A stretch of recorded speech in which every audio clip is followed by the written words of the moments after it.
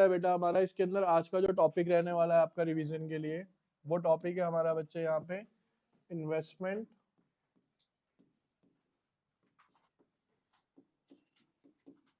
Fluctuation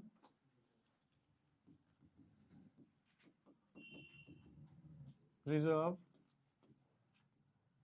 जिसको हम IFR के नाम से अब तक स्टडी करते आ रहे हैं। ठीक है जी।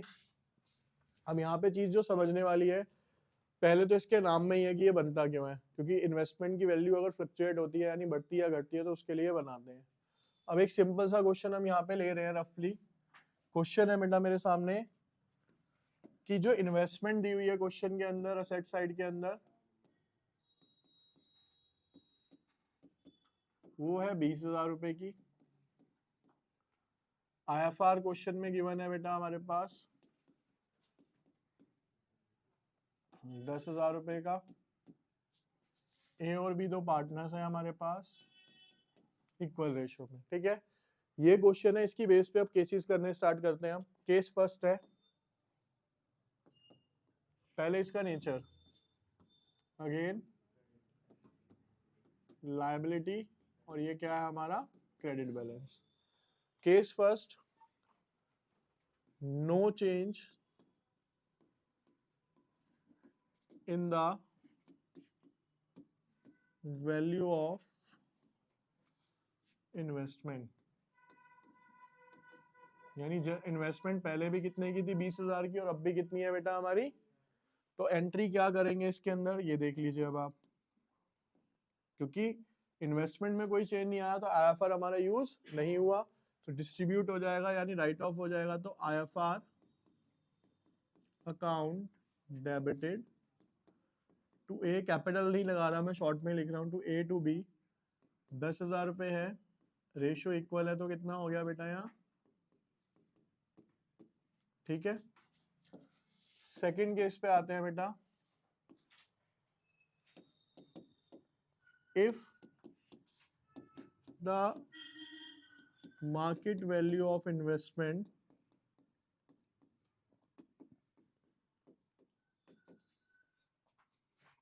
हो गई कितनी 15,000, पहले कितनी थी अब कितनी हो गई भाई 15,000। अब देखो सिंपल सा, इसमें भी एक अपने आप इक्वेशन बनती चली जाएगी, बैलेंस होता रहेगा भाई। हर इक्वेशन के अंदर आईएफआर ने तो क्या होना है, खत्म होना ही होना है, क्योंकि हम उसको राइट ऑफ ही करने वाले हैं, खत्म करना है हमें। आईएफआर अकाउंट डेबिटेड, कितने का आईएफआर है बेटा 10,000। अब हमारी इन्वेस्टमेंट कितने की थी यहाँ पे 20,000, अब कितने की हो गई। इन्वेस्टमेंट का नेचर क्या है, ठीक है मैं लिख देता हूँ यहाँ पे ताकि आपको ये जब रिवाइज करो तो याद रहे। इन्वेस्टमेंट का नेचर है बेटा हमारी असेट्स होती है, ये क्या होती है बच्चे यहाँ पे, और एसेट्स का रूल आपको पता है, डेबिट बढ़ने पे क्रेडिट। तो अभी वैल्यू क्या हो रही है, घट रही है या बढ़ रही है, घट रही है, तो घट रही है तो इन्वेस्टमेंट क्या होगी बेटा यहाँ पे क्रेडिट हो जाएगी 2।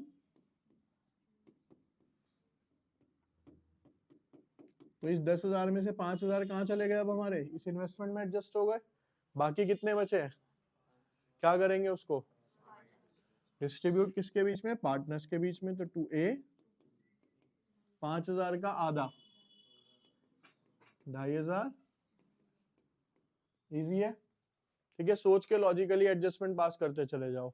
ठीक है, क्लियर है। अब नेक्स्ट पे आते हैं।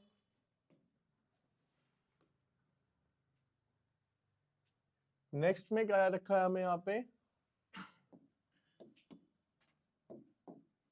केस थर्ड में, if market value of investment is ₹25,000। अब मार्केट वैल्यू कितनी हो गई इन्वेस्टमेंट की 25,000 हो गई। अब यहाँ पे देखो एक सिंगल एंट्री भी हो सकती है, दो एंट्री भी कर सकते हो, सिंगल एंट्री के थ्रू समझो अब आप। ठीक है ना, बेसिक बेसिक से छोड़ो, प्रैक्टिकल देखो होता क्या है बेटा। मैंने क्या बोला, आईएफआर वाले टॉपिक में मेरे को आईएफआर को क्या करना है बेटा, खत्म ही करना है। चलिए तो आप पहले चलो एक काम करते हैं, आईएफआर को ही खत्म करो आप। आईएफआर अकाउंट कितना था बेटा 2A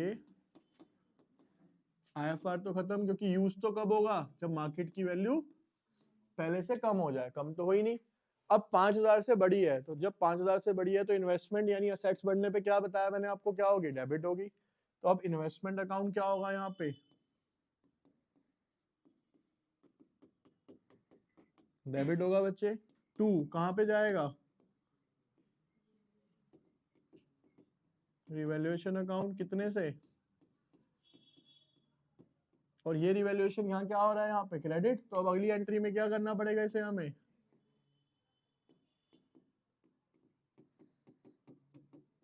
टू किसके बीच में बढ़ जाएगा, ये और 2500 2500। 3 केस, ठीक है। चौथे केस पे आते हैं हम।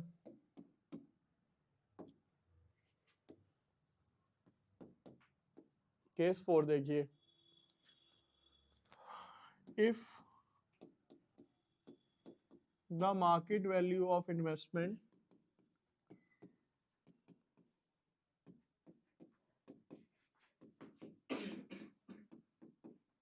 इज 5000। पहले कितनी थी, 20000, अब कितनी रह गई, 5000। कितने से कम हुई, 15000।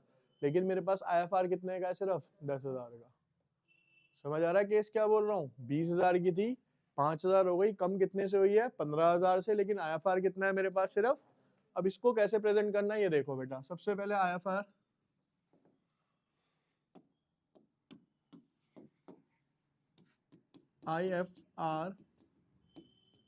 Account debited 10000। इन्वेस्टमेंट कम हो रही है, कितने से कम हो रही है जी, 15000 से। तो 2 इन्वेस्टमेंट अकाउंट कितना आ गया बेटा। अब ऊपर डिफरेंस बच रहा है, नहीं बच रहा, क्योंकि उससे ज्यादा हो गया तो वो कहाँ चला जाएगा हमारा, रिवैल्यूएशन में, क्योंकि और ज्यादा हमारा यूज हो रहा है फॉर रिवैल्यूएशन अकाउंट 5000। अब जब रिवैल्यूएशन डेबिट हुआ है, तो जब इसको राइट ऑफ करेंगे अगली एंट्री में क्या करेंगे, क्रेडिट। तो A debit, B debit, 2 revaluation account कितना हो गया,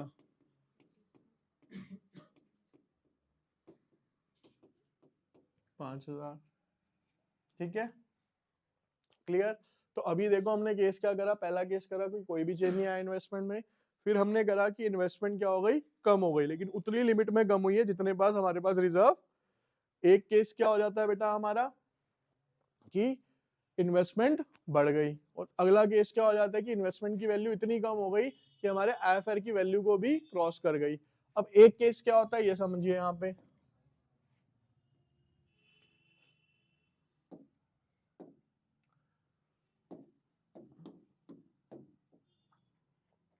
केस 5th,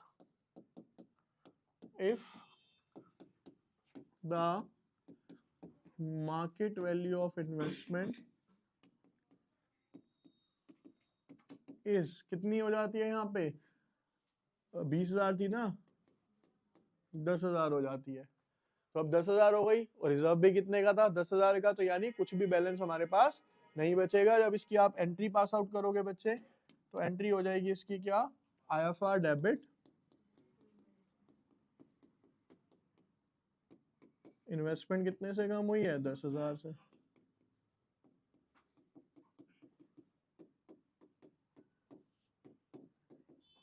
दस हजार से हो गए पांचों केस। ठीक है, इजी है, सारी ट्रांजेक्शन इजी है, एडमिशन से लेके सब कुछ। रीजन क्या है, पहले जब आप समझते हो फर्स्ट टाइम अप्रैल के अंदर, जब आप बिल्कुल फ्रेश होते हो, तो आपको इतनी डिटेलिंग अब आपको ज्यादा बेटर वे में समझ आएंगी, जिन्होंने 50% भी समझ लिया होगा इसे। ठीक है, उसके लिए काफी इजी लगेंगी उनको ये। क्लियर है, इजी हो नहीं गई क्योंकि आप पहले ऑलरेडी कर चुके हो, तो अब आपको आसान लगनी स्टार्ट हो जाएगी वो चीज। ठीक है।